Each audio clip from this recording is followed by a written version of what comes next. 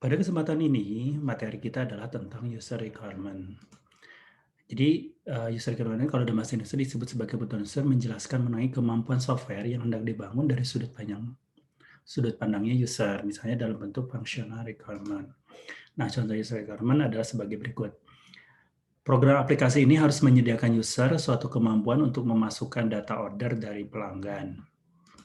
Nah, user requirement bisa merupakan data requirement. Contohnya, satu order berasal hanya dari satu dan hanya satu pelanggan.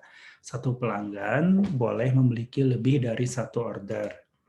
Sedangkan software requirement adalah kebutuhan software dari sudut pandang software itu sendiri. Misalnya, aplikasi yang hendak dibangun berbasis Tripwire dan menggunakan teknologi net.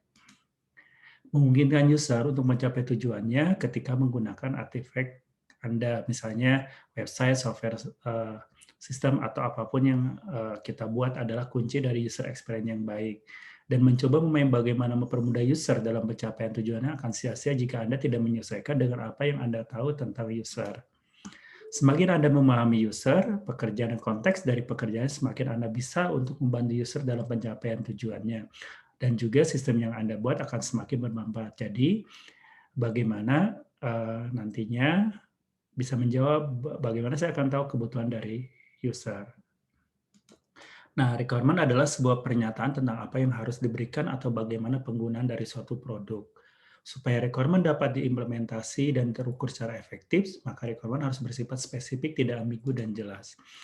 Ini posisi di mana user requirement di antara business requirement dan sistem requirement. User requirement, bagaimana user point view, user goal, dan user input dan output kita lihatnya. Nah, untuk membuat user requirement, pertama mengumpulkan berbagai sumber requirement. Ada banyak cara agar kita dapat mengumpulkan requirement atau data.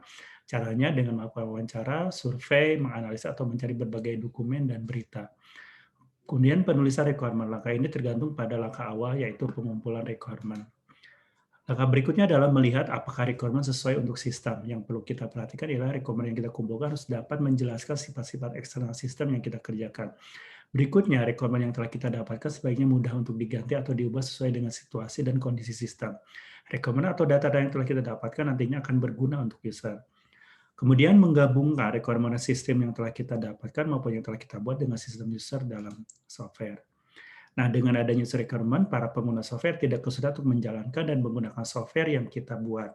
Memperhatikan kesiapan requirement sangat diperlukan sehingga nanti hasil yang baik akan didapatkan oleh usernya. Requirement yang telah kita kumpulkan akan digunakan mengembangkan sistem yang kita bentuk pada software. Untuk dapat membuat requirement, kita membutuhkan waktu yang lama karena beberapa langkah atau tahapan yang rumit dalam pembuatannya. Nah, user requirement wajib dimiliki software karena dalam requirement banyak komponen-komponen penting yang harus dimiliki dalam sebuah software untuk mendeskripsikan dan menjelaskan sistem serta proses yang dijalankan. Requirement yang kita kumpulkan dan selanjutnya akan kita gunakan akan menentukan sebuah tampilan atau dari dalam software yang dibuat.